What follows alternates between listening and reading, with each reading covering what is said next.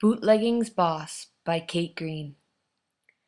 Beginning in the early 1800s, temperance reformers crusaded against alcohol and started the Prohibition movement. By 1917, some 75% of Americans lived in dry or alcohol-free counties. Prohibition gained support during World War I because many thought it was unpatriotic to use corn, wheat, and barley to make alcohol when soldiers were starving overseas.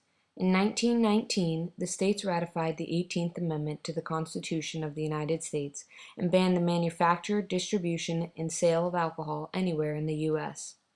Congress then passed the Volstead Act, a law to officially enforce the amendment. Prohibition, though backed by law, continued to be a controversial issue. Many Americans still wanted to drink and fiercely opposed the amendment. The Volstead Act and the 18th Amendment stopped the legal sale of alcohol, but did little to stop people from drinking it. This gap between supply and demand was filled by organized crime networks. People began making homemade alcohol while also working to smuggle it in from other countries. People who sold illegal alcohol to consumers became known as bootleggers. Cities such as Boston and New York became hubs for crime gangs or mobs.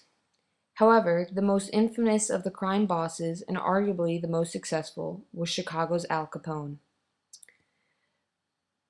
Capone was born in Naples to an impoverished barber and his wife.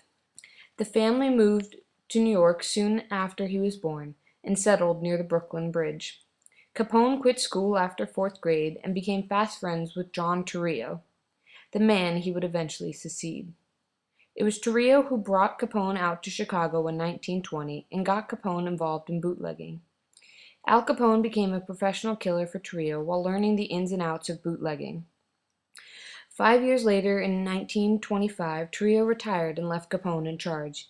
Immediately, he began expanding the gang's reach and working toward eliminating rival gangs. Capone became notorious for his ruthless killings that authorities could never fully prove were committed by him.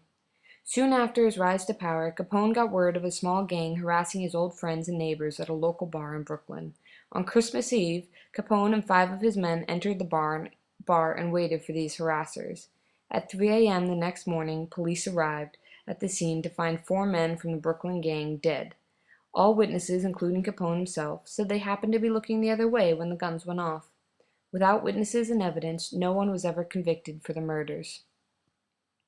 In 1929, Al Capone hired Fred the Killer Burke to commit the cruelest act in American gangster history, the St. Valentine's Day Massacre. Burke had 3 of his men dress as policemen, raid a meeting of the rival Moran gang, and gun down 7 men. Once again, the crime could not be pinned on Capone.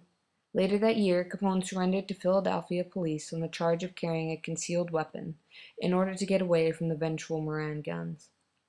At this point, Al Capone was public enemy number 1, but still no charges of gambling or bootlegging could be stuck against the man.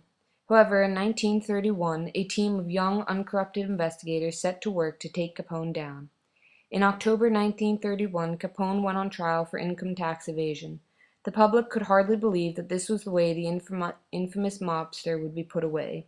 But on May 5, 1932, Capone entered the Atlanta Penitentiary to serve his 11-year sentence. 2 years later, he was transferred to Alcatraz, where he finished out the rest of his sentence. While in jail, Capone exhibited signs of syphilitic dementia and spent time in the hospital. Upon his release, Capone returned home to Palm Island, where the rest of his life was relaxed and quiet. His mind and body continued to deteriorate, and Capone retired from gang life. On January 25, 1947, Capone died from complications caused by pneumonia after experiencing a stroke days earlier.